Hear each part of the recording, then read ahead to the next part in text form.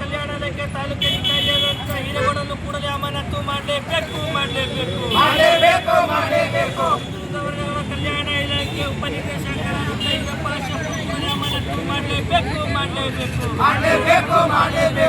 ಸ್ಥಳದಲ್ಲಿ 24 ವರ್ಷ ಸೇವೆ ಸಲ್ಲಿಸಿದ ಕಲ್ಯಾಣ ಕರ್ನಾಟಕ ರಕ್ಷಣಾ ವೇದಿಕೆ ವತಿಯಿಂದ ಕಲಬುರಗಿ ನಗರದ ಜಿಲ್ಲಾ ಪಂಚಾಯತಿ ಕಚೇರಿ ಮುಂದೆ ನಿರಂತರವಾಗಿ ಹಗಲು ರಾತ್ರಿ ಧರಣಿ ಸತ್ಯಾಗ್ರಹ ಕಾರ್ಯಕ್ರಮ ಹಮ್ಮಿಕೊಂಡಿದ್ದೇವೆ. ವಿಷಯ ಏನಪ್ಪಾ ಅಂತಂದ್ರೆ, ಕಲಬುರಗಿ ಜಿಲ್ಲೆಯ ಹಿಂದುಳಿದ ವರ್ಗಗಳ ಕಲ್ಯಾಣ ಇಲಾಖೆಯ ತಾಲೂಕು ಅಧಿಕಾರಿಯಾದಂತ ವಿ.ಬಿ. ಹಿರೇಗೌಡ ಏನಪ್ಪಾ ಅಂತಂದ್ರೆ, ಇಲ್ಲಿಯ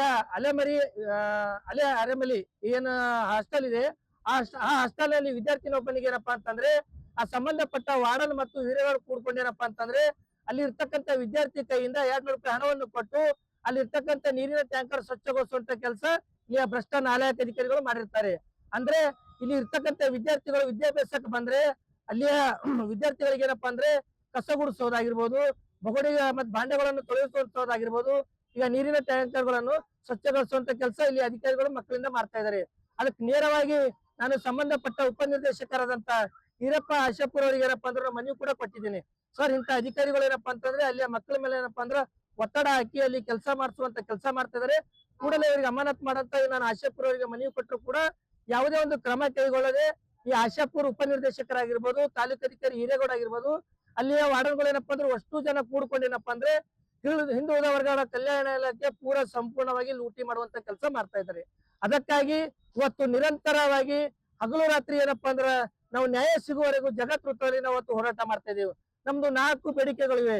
ಇಲ್ಲಿಂದ ಉಪನಿರ್ದೇಶಕರಾದಂತ ಈರಪ್ಪ ಆಶಾಪುರ ಅಮಾನತಾಗಬೇಕು, ತಾಲೂಕು ಅಧಿಕಾರಿಯಾದಂತ ಎ.ಬಿ. ಹಿರೇಗೌಡ ಅಂತ ಇವ್ರೇನಪ್ಪಾ ಅಂದ್ರೆ ಬೇರೆ ಬೇರೆ ಏನಪ್ಪಾ ಅಂದ್ರ ಕೆಲಸ ಮಾಡ್ದಲ್ಲಿ ಅಲ್ಲಿ ಕೂಡ ಇಂಥ ಬಹಳಷ್ಟು ಹಗರಣಗಳಾಗಿದ್ದಾವೆ. ಅವ್ರ ಮೇಲೆ ಬಹಳಷ್ಟು ಏನಪ್ಪಾ ಅಂದ್ರೆ ಮನವಿ ಪತ್ರ ಕೂಡ ಕೊಟ್ಟಿದ್ದಾರೆ, ಯಾವುದು ಕ್ರಮ ಕೈಗೊಂಡಿಲ್ಲ. ಇವನು ಹಿರೇಗೌಡನವನಿಗೆ ಕೂಡ ಅಮಾನತ್ ಮಾಡ್ಬೇಕು.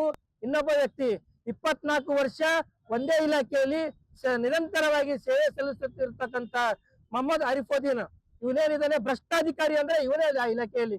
ಯಾವುದೇ ಒಂದು ದೊಡ್ಡ ಅಧಿಕಾರಿ ಬಂದ್ರು ಕೂಡ ಇವನ ಅಪ್ಪನೇ ತೊಂದೇನಪ್ಪಾ ಅಂದ್ರೆ ಕುರ್ಚಿ ಮೇಲೆ ಕೂಡ್ಬೇಕಂತಲ್ಲಿ ಈಗಾಗಲೇ ಹೇಳ್ತಾ ಇದಾರೆ ಅಲ್ಲಿ ಒಳಗಿರ್ತಕ್ಕಂಥ ವಾರ್ಡನ್ಗಳು.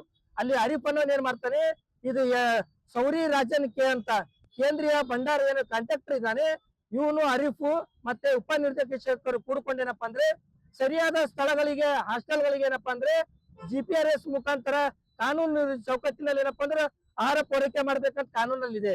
ಆದ್ರೆ ಇಲ್ಲಿಯ ಟೆಂಡರ್ ಅಧಿಕಾರಿ ಆಗಿರ್ಬೋದು, ಅರಿಫೋರ್ ಆಗಿರ್ಬೋದು, ಪ್ರತಿ ತಿಂಗಳು ಅಲ್ಲಿಯ ವಾರ್ಡನ್ಗಳಿಗೆ ಕರೆಸಿ ಏನಪ್ಪಾ ಅಂತಂದ್ರೆ ಹಣ ಕೊಟ್ಟೇನಪ್ಪಾ ಅಂದ್ರೆ ಮಕ್ಕಳಿಗೆ ಒಂದು ಒಳ್ಳೇದ ಕೆಟ್ಟದೇನಪ್ಪಾ ಹಣಗಳು ಕೊಟ್ಟೇನಪ್ಪಾ ಅಂದ್ರೆ ಇವತ್ತು ಹಾಸ್ಟೆಲ್ ನಡೆಸುವಂತ ಕೆಲಸ ಇಲ್ಲಿ ವಾರ್ಡನ್ಗಳು ಮಾಡ್ತಾ ಇದ್ರೆ.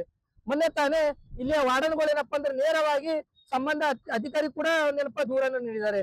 ಇಲ್ಲಿ ಇರ್ತಕ್ಕಂತ ಆಶಾಪುರ ಏನಂದ್ರೆ ಕೂಡಲೇ ಇವರಿಗೆ ಅಮಾನತ್ ಮಾಡ್ಬೇಕು, ಹೊರಗಡೆ ಮಾಡ್ಬೇಕು, ಮಾಡಿದ್ರೆ ನಮ್ ಕಲಬುರಗಿ ಇರ್ತಕ್ಕಂತ ಹಾಸ್ಟೆಲ್ಗಳು ಸುಧಾರಣೆ ಆಗ್ತಾವಂತ. ಆದ್ರೂ ಕೂಡ ಇಲ್ಲಿ ಅಧಿಕಾರಿಗಳು ಏನಪ್ಪಾ ದುಡ್ಡಿನ ಆಶಕ್ಕೆ ಏನಪ್ಪಾ ಬಿದ್ದೇನಪ್ಪಾ ಅಂದ್ರೆ ಇಲ್ಲಿ ಅಧಿಕಾರಿಗಳು ಏನಪ್ಪಾ ಅಂದ್ರೆ ಇಲ್ಲೇ ಕಾಯಂ ಏನಪ್ಪಾ ಅಂದ್ರೆ ಇಲಾಖೆಯಲ್ಲಿ ಸೇವೆ ಸಲ್ಲಿಸ್ತಾ ಇದ್ದಾರೆ. ನಮ್ದು 4 ಬೇಡಿಕೆಗಳು ಈಡೇರಿಸುವವರೆಗೂ ನಾನು ಜಗತ್ತಲ್ಲಿ ನಿರಂತರವಾಗಿ ಹಗಲು ರಾತ್ರಿ ಏನಪ್ಪಾ ಅಂದ್ರೆ ನಾವು ಹೋರಾಟ ಮಾಡಿ ನ್ಯಾಯ ಪಡುವಂತ ಕೆಲಸ ಮಾಡ್ತೀವಿ ಅಂತ ಈ ಸಂದರ್ಭದಲ್ಲಿ